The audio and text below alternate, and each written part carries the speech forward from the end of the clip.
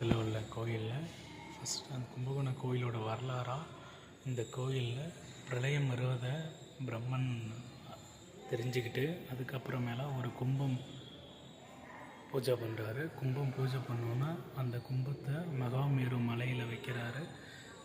தென் திசை நோக்கி அந்த கும்பம் வருது. அது உடஞ்ச இடத்துல 4 இடத்துல லிங்கங்கள் வர்றாங்க. லிங்கங்கள் வந்ததுக்கப்புறமேல அந்த பானையை சிவபெருமான் வேடமூர்த்தியாக அதை உடைக்கிறாங்க.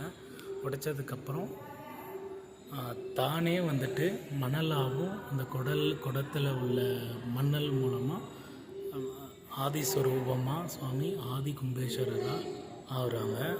அதுக்கு அடுத்தது அந்த அமுதம் செதறின இடமா இருக்கிற இடம் தான் இப்போ சாரங்கபாணி கோயிலுக்கு பேக் சைடாகவும் ஆதி கும்பேஸ்வரர் கோயில் ஃப்ரண்ட் சைடாகவும் இருக்கிற குளம். அதில் மீதி அந்த இடம் பகவத் படித்துறையில் உள்ள தண்ணி. அதுக்கப்புறம் மகாமக குளம்.